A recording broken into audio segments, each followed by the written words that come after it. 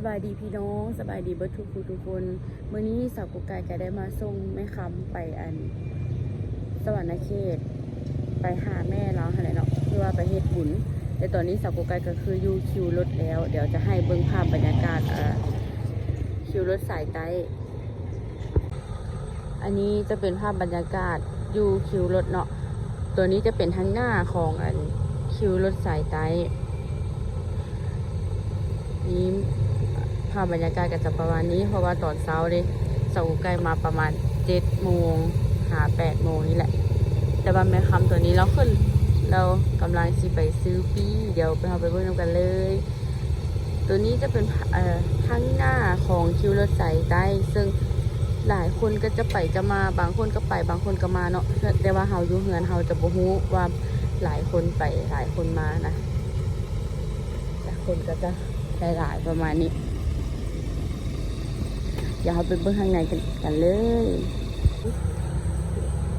มาส่งยายคำโอ้เขาเปิดแล้วบ่แม่ปีนะ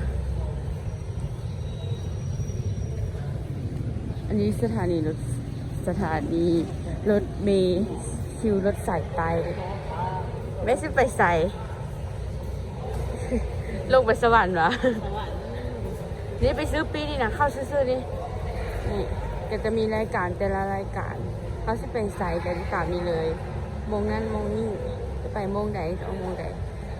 คือแม่คำเราจะลงไปหาแม่เราจะไปเฮ็ดบุญเพราะว่าบริยุทธ์ไม่เท่าขึ้นมาแม่นเพื่อนได้ขึ้นมาเรียกน้ำเสาไกลแล้ววันนี้ฮันแม่นจะลงไปละมื้อวันศุกร์เพื่อนจะเฮ็ดบุญ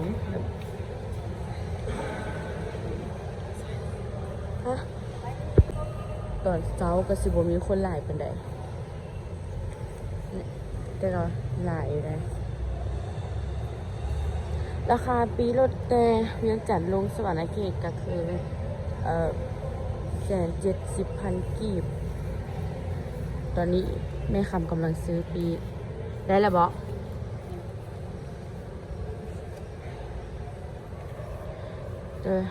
คันไปตอนแรกฮะแม่นมีแต่รถ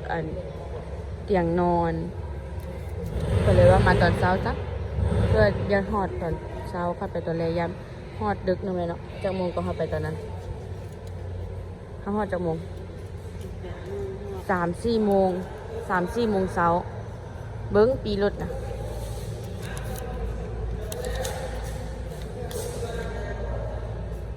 เก้า4แม่นบ่นี่ออก8 โมงตรงไปเลยอยากไปเลยออก8 โมงตรงใกล้สิฮอดแล้วเด้นี่มันบ่โฟกัสนี่จะเป็นคิวรถเมล์สายใต้สวรรณเขตบ่เขาซื้อปีแล้ว9944คันนี้แหละ994ขึ้นไปเลย3เป็นเหรอเป็นคันนี้บ่โอ้คันนี้ไปเลยเลือกบ่นั่งข้างหน้าก็ได้นะ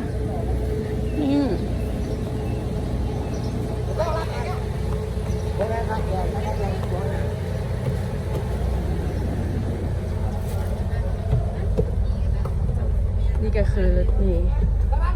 แม่คือบ่นั่งเขานั่งแล้วนะมีคนนั่งหรอบอกแม่แหละเดี๋ยวให้เราแปลงให้นี่ก็สีม่วงนี่ขนาดเนาะไอ้แก้วเอ้ยอันนี้ก็คือบรรยากาศตอนเช้าเพราะว่า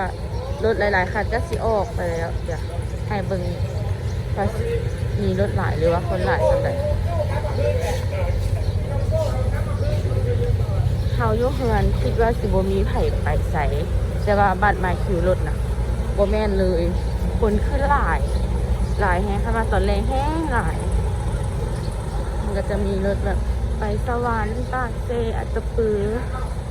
ท่าแค่พงเสโดดเนี่ยก็มีเบิดแบบขึ้นหลายจะมีแต่ละคิวตอนคิวว่ารถคันใดออกตอนใด คือก็จะได้หาคิวว่าคนนี้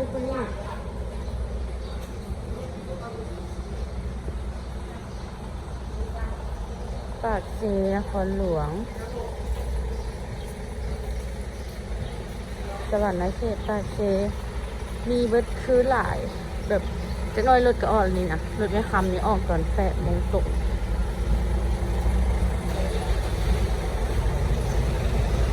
รถคันนี้ก็คือสิออกแล้วเขายุ่งเงินเขาคือบุฮูว่ามันคนไปใส่แต่ว่าพอมาคิวรถเท่านั้นแหละคนกันหลายแฮงนี่อันนี้ออกไปแล้วแบบหยุดเนี่ยขึ้นเลย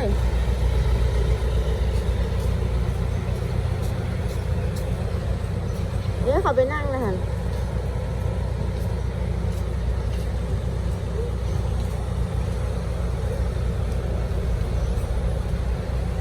ตอนนี้แม่คำก็ได้ขึ้นรถคันนี้สวรรค์ให้แค่99 ซีเนาะเดี๋ยวประมาณ8 โมงตรงรถคันนี้เพิ่นก็จะออกแต่ว่าหลายๆคันก็ออกเลยได้บางมันมีประมาณ5 โมง6 โมง7 โมง8 โมง9 โมงออกก่อนเช้าเหลือนั้นก็คือรถเตียงนอนตอนแรงหมดเลยนี่คันนั้นก็ใกล้สิออกแล้วตัวนั้นแม่นภาษีเวียงทองอยู่แถวรักษาแถวปักสันบ่กับกุ๊กไก่กับบะจือเนาะ